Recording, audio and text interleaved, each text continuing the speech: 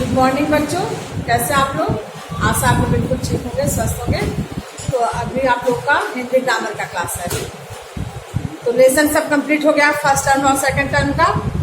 अब जो है रिवीजन बाकी है। तो फर्स्ट वाला पहला लेसन पार्ट है क्या था? भाषा एवं इसके लिए। इसको हम रिवीजन करवा दिए हैं इसका। अब सेकंड लेसन है वर्ण, शब्द और वाक्य। तो ये भी इसका रिवीजन करवाएंगे। आप लोग निकालिए पेज नंबर 8 हिंदी ग्रामर वाली बुक में। तो वर्ण किसे कहते हैं? वर्ण और अक्षर एक ही होता है। जो सबसे छोटी इकाई होती है ध्वनि, जो बोलते हैं या लिखते हैं, तो जो ध्वनि की जो सबसे छोटी इकाई होती है, जो सबसे छोटा होता है, जिसके कि टुकड़े नहीं कर सकते हैं, उसको अलग अलग नहीं कर सकते, उसे ही वर्ण कहते हैं। वर्ण या अक्षर दोनों एक ही है। जैसे बुक में है दिया है आम, आम दिया है। आम जो है ऐसे लिखेंगे। आम को हम अलग अलग कर सकते हैं। कैसे कर सकते हैं? पहले अ लिखेंगे, फिर इसमें आ की मात्रा है, आ की मात्रा है। तो ये बुक में अलग कर दिया है। आ में आ है, आ जो होता है ना, आ से अना, आ से आ। तो आ और म हलंत रहेगा। हलंत का मतलब होता है आधा। हमेशा व्यंजन जो है, जो भी व्यंजन है, व्यंजन पता है ना आप लोग को? आ ई उ री ए ओ ये स्वर है। इसके अलावा क ख ग घ अंग च छ ज झ य ट ठ ड ढ ड़ त थ द ध न प फ ब भ म य र ल व और तालाब्य श, मूर्धन्य श, दंत स, ह, इसका छत्र ज्ञ। ये क्या है? ये संयुक्त व्यंजन है। तो जितने भी व्यंजन है 33, ये क्या है? ये आधा है। जब भी हम इसका प्रयोग करते हैं, जब भी व्यंजन उच्चारण करते हैं, तो बिना स्वर का वो पूरा नहीं होता है, क्योंकि स्वर की सहायता लेनी पड़ती है। जब भी हम व्यंजन का उच्चारण करेंगे, लिखेंगे, तो उसमें स्वर की सहायता लेनी पड़ती है। जब हम वो बोलते हैं ना क, तो उसमें ध्वनि क्या सुनाती है? अ, ख, ऐसे होता ना। तो स्वर अगर हम अलग लिखेंगे व्यंजन को, तो उसमें हलंत लगाना पड़ता है। हलंत का मतलब है आधा। ये और जो इसमें ध्वनि है वो अ की ध्वनि है वहां पे।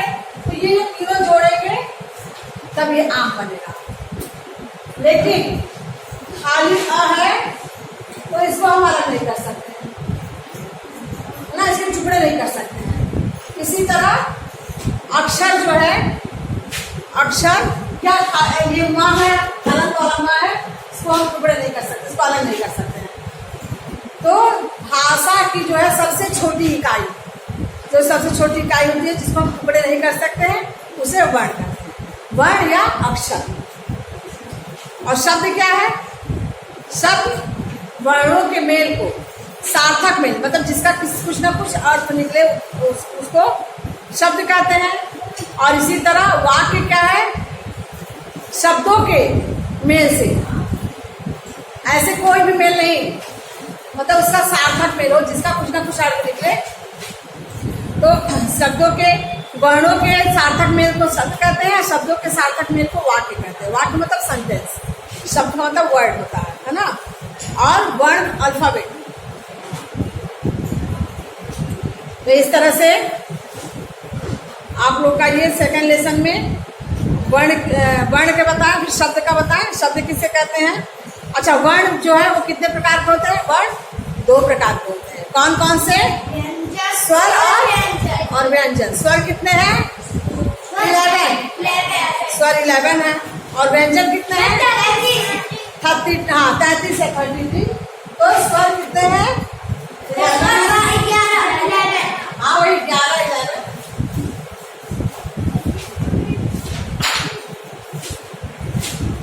तो ये वर्ण के, वर्ण दो है, 2 रूप है वर्ण के। हिंदी भाषा में वर्ण के 2 भेद, रूप और बताएं हम लोगों को प्रकार, सब एक ही होता है।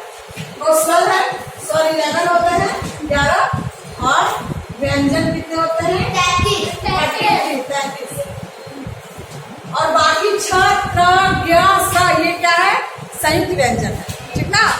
और ड़, अढ़ ये भी है। तो ये सब उच्छित व्यंजन, ये अलग है, ये अलग से बना हुआ है। जैसे ड है, ड के नीचे बिंदी लगा दो तो ड़ा हो जाएगा, और ढ के नीचे बिंदी लगा दो तो अढ़, ये अलग से बना है। और छ, त्र, ज्ञ ये सब भी स्वर अलग से बना है, दो व्यंजन को मिला के बना है। इसलिए मेन इसमें 33 ही व्यंजन होते हैं, मुख्य रूप से 33 व्यंजन ही होते हैं। उसके बाद जो बाकी छत्रज्ञ है, अड़ा है, अढ़ा है, ये सब बनाए गए हैं। बहुत सारे ऐसे हैं जो बनाए गए हैं।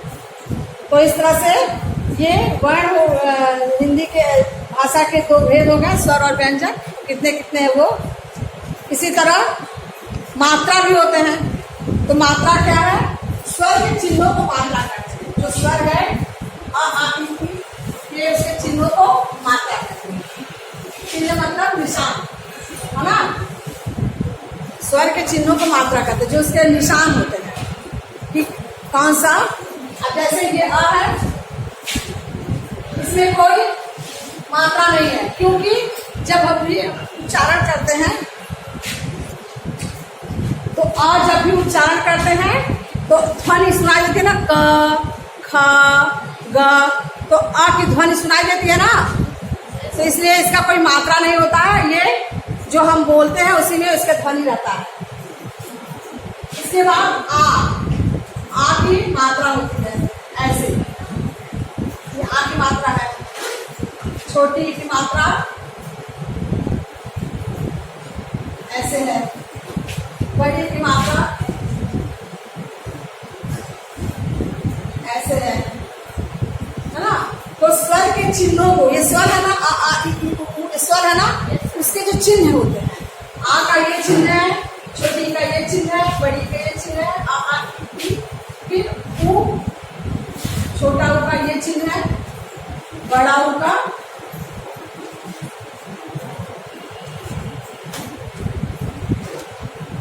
बड़ा उ का ऐसे रहता है की मात्रा। फिर री है, री की मात्रा ऐसे रहती नीचे, आ, इ, उ, री, ए की मात्रा ऊपर की तरफ पड़ता है। ए की मात्रा देखो, इसमें एक बार एक लगेगा लेकिन उच्चारण ए होगा, इसमें कोई मात्रा ऊपर नहीं लगा है लेकिन एक उच्चारण होगा। इसको ध्यान देना, इसको बहुत बच्चे 2 बार लगा देते हैं मात्रा। तो ए, फिर ओ ऐसे रहेगा, और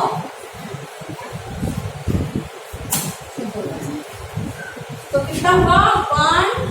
1, 2, 3, 4, 5, 6, 7, 8, 9, 10 मात्रा है।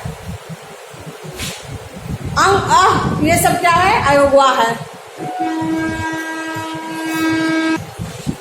तो जितने भी स्वर हैं उनके चिन्हों को मात्रा कहते हैं। स्वर कितने हैं? 11 है, लेकिन उसकी मात्राएं कितनी है?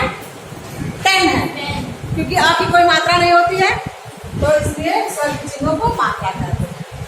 इसके बाद क्या है आप लोग की बुक में? देखिए, अड़ा, अढ़ा, छ, त्र, ज्ञ, स्र, अंग, अ, ये सब जो है ये हिंदी भाषा में अलग से दिए गए हैं।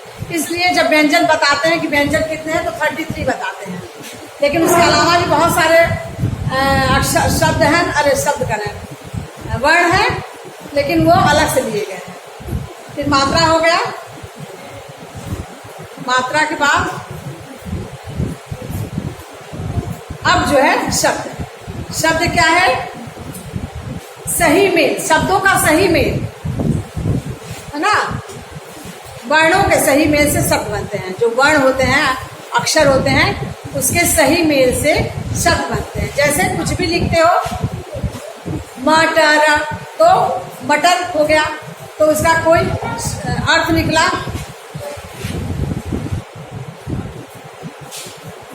जैसे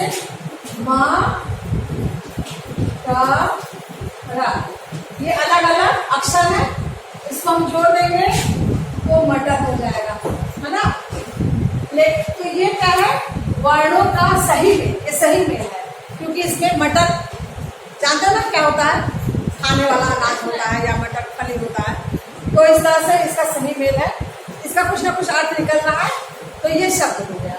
लेकिन अगर तुम इसी को र ट म ऐसे लिखोगे तो इसका कोई अर्थ नहीं है, रटन का कोई अर्थ नहीं है।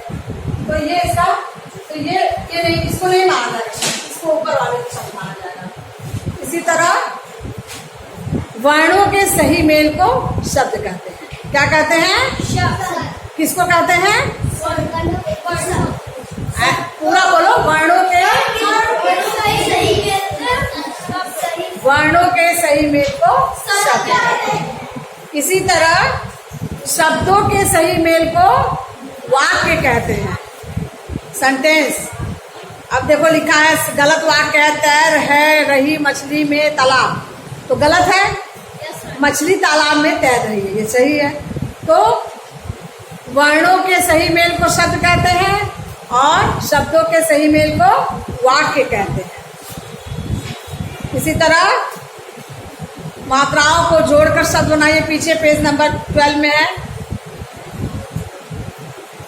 तो आप लोग को होमवर्क हम दे रहे हैं, पेज नंबर 12 ऐसे लिख दे रहे हैं, रिवीजन कॉपी में करके आना है।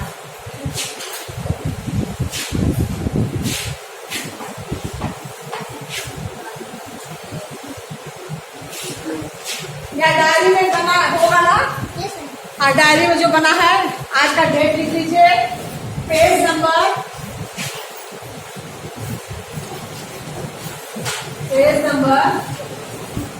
12 का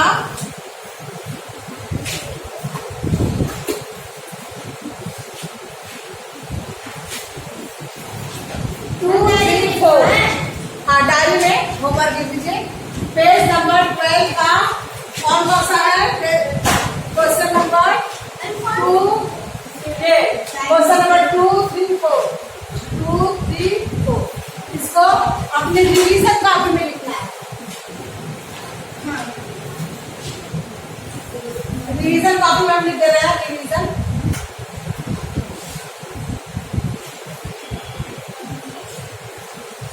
इसको रिवीजन कॉपी में लिखना है, ठीक ना? ऊपर ग्रामर, हाँ, रिवीज। पेज नंबर 12 है, उसका क्वेश्चन नंबर 2, 3, 4। तो आप लोग भी कर लीजिएगा जो लोग घर पे हैं। आज का क्लास यहीं तक है।